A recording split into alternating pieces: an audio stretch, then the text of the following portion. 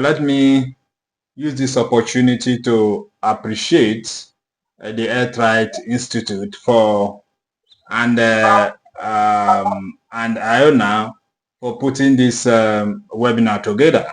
So this conversation, this webinar mainly is to have understanding of the urgency of including climate change, including rural farmers in climate change communication or climate change intervention or climate change project design and implementation. Because really what happened is that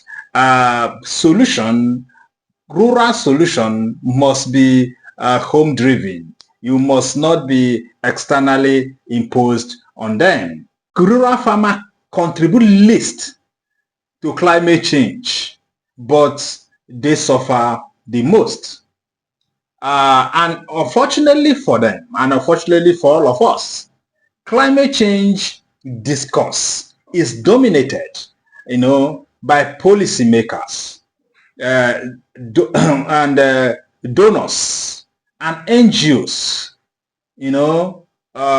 scientists and consultants, development partners who often dismiss and underestimate farmers' climate change knowledge. And the result in all of this is that because policymakers, the donors who bring the money, and the NGOs who always embrace what I call performative development, not real participatory development, on the issue of PR, public relation. The result for this is that when we do this way, climate policies are designed for farmers, not with them. So what this means is that climate change policies are designed for farmers, not with farmers. And it's a big issue. So when you design policies for them, not with them, they seem not to have the understanding of what you're talking about.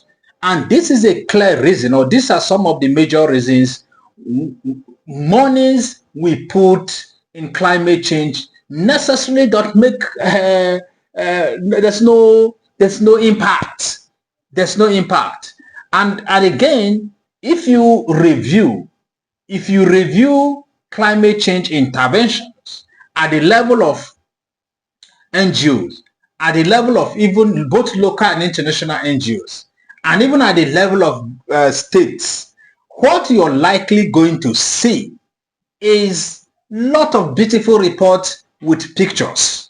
And again, I always remind them, of course, pictures are beautiful, but the challenge, therefore, is not about activities, it's about impact.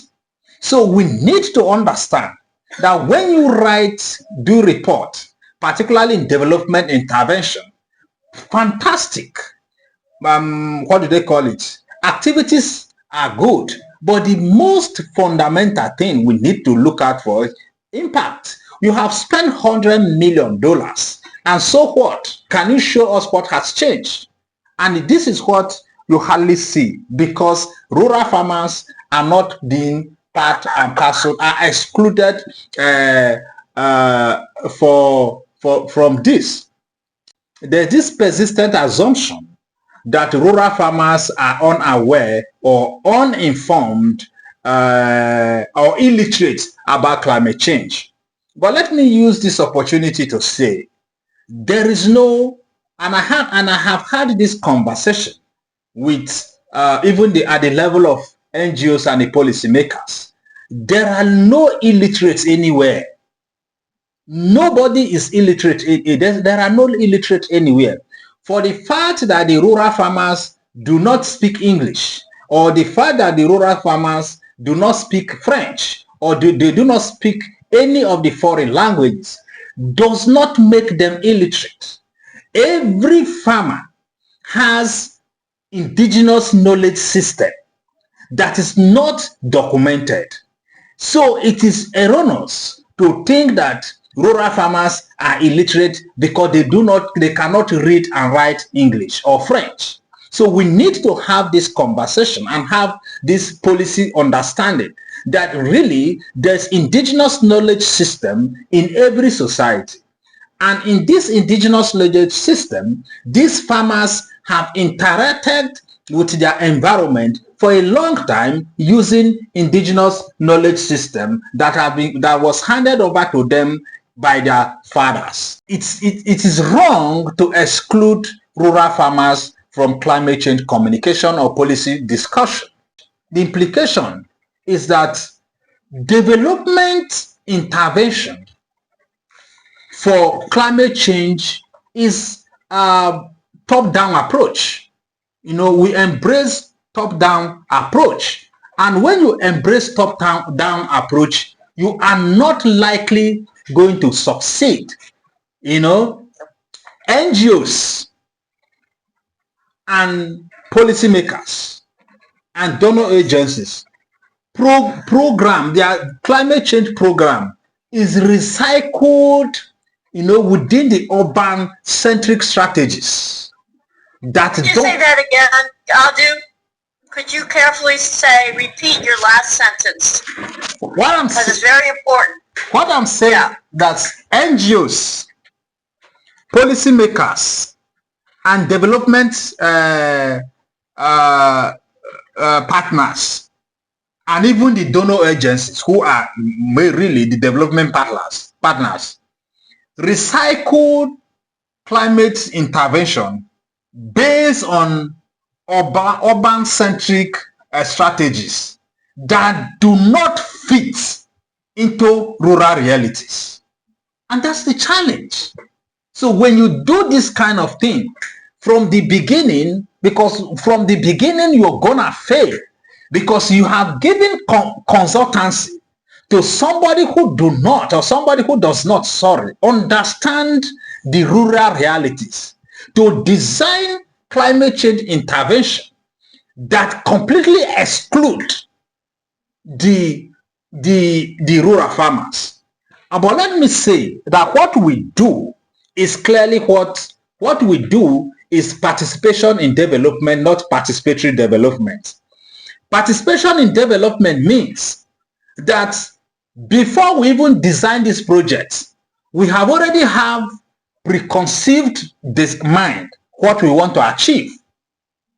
And that is why many of the call for proposal, the funders already set out indicators of success. So you are writing proposal, you are saying that you're writing proposal, but in reality, what you're doing is that you're just filling in donors templates. Because already... No, yes, filling in, let's look at it. So, filling in donors templates. Yes. Because already the donor has already set out indicators, indicators of success. They have already set out what they want to achieve. So no matter how technical or how good your proposal may seem, and it doesn't fit into donors template, you are not likely going to get the proposal, the funding. So the implication for this is that you are going to win grants, not based on technical capacity, but based on your ability to conform to donors templates. And that is why most of the MIE, the monetary evaluation we do and we submit to donors, is purely based on donors metrics, devoid of participatory monetary and E, because there are so many issues you're going to find when you go to communities that the data will not tell the story. So they don't really care to fund serious participatory M&E, because participatory M&E will expose most challenges beyond beautiful reports. If you allow for participatory communication or participatory project design, policy making becomes more effective when shaped by those who face the risk. That's what it is. No, again, empowering farmers is a climate change justice imperative. Empowering farmers is a climate change justice. And last week, I was on Arise, one of the topmost local television in Nigeria. And my argument was, even the COP30 that just finished, where are the voices of the rural farmers? Where are the voices of the local people? Where are the voices of those you are designing the policy for? At the end of the day, what we are doing is elitist conversation, and I think that there's what we call participatory learning and action. So the communities must be handed the baton. Our job as policymakers and also our job as development practitioners is to provide them technical capacity, be from behind, and design project and support them. And this is why expertise in development communication, this is why I tell people, even the development practitioners, policymakers and NGOs, and I myself, I encourage people not to go about telling people that you are an expert. Nobody is an expert. We are all learning. The communities you are dealing with are the experts in the room. So development is that we must learn and unlearn. Do you understand? So, and I think that what we need to do going forward is that we need to establish participatory farmers representation in Climate Change Council. It's very important. We need to establish mandatory, not optional, mandatory farmer representation in Climate Change Council. Again, another thing is that we need to institutionalize world level climate change committees. We need to institutionalize world level. What this means is that we need to institutionalize community level climate change committees that fit into local governance decision. This is what we need to do. And we also need to have co-create, a framework that combines science and indigenous knowledge. Now, what we need to do is to match the scientific data with farmers' environmental observation. 2, we need to recognize farmers as climate change community monitor. And I think that we need to also set up farmer government dialogue platform,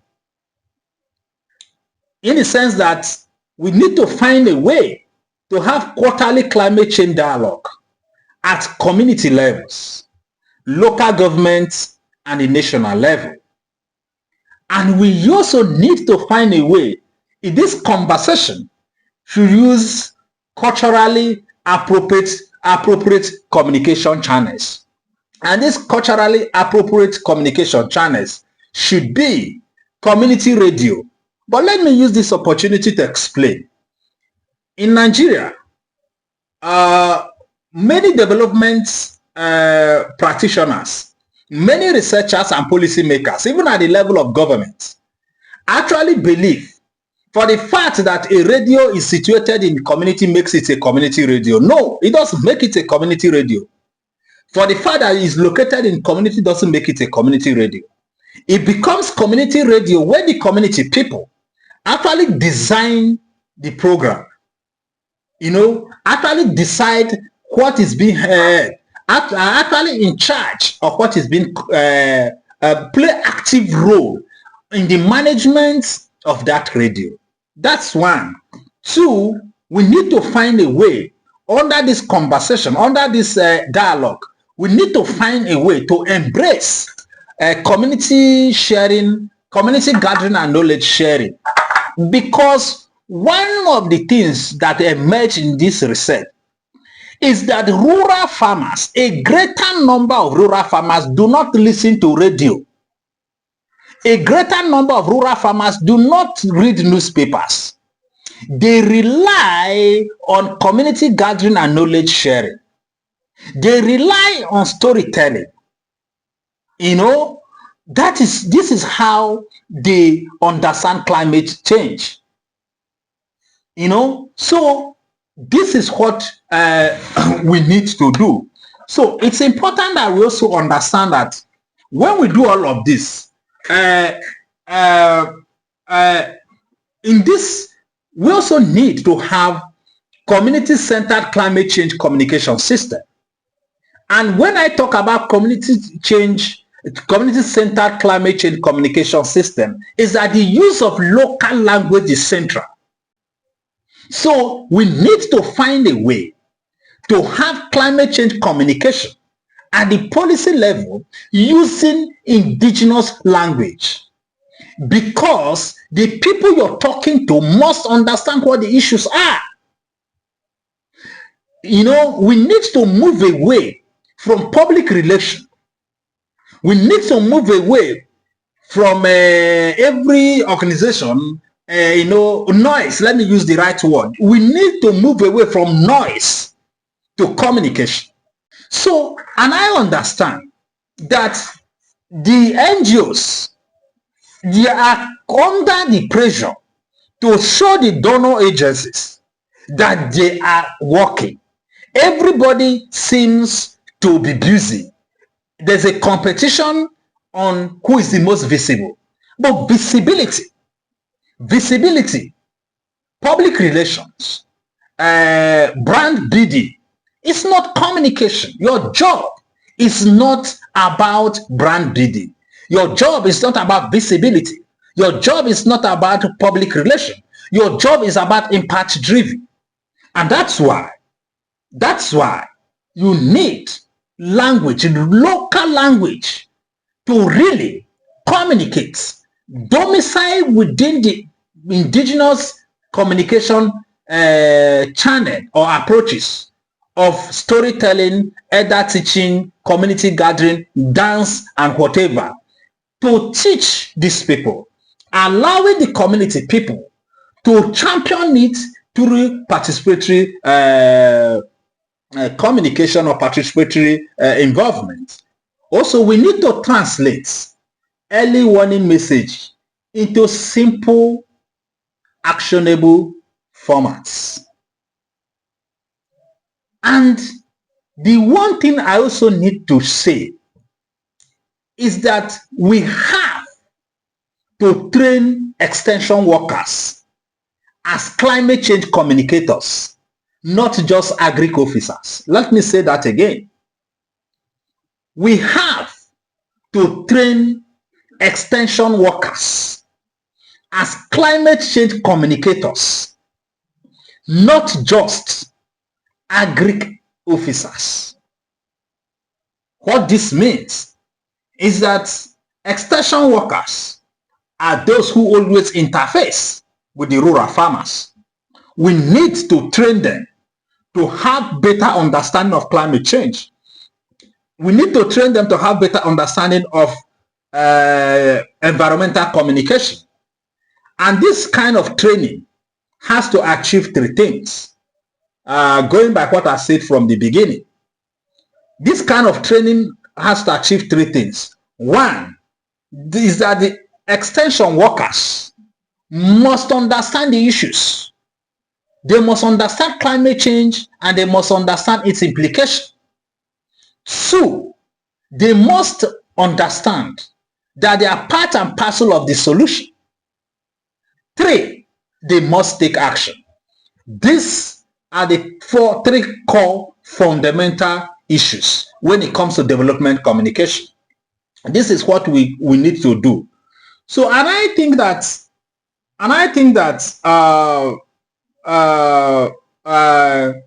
in designing climate change policy, we need policy accountability framework.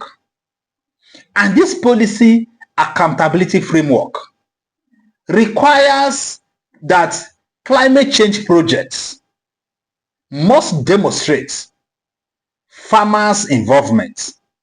And this farmers' involvement should be in need assessments. One, farmers' involvement should be in need assessments. One. Two is that it has to be program design. Three, implementation, project implementation. And the last for me is evaluation. You cannot evaluate intervention without the rural population. You cannot.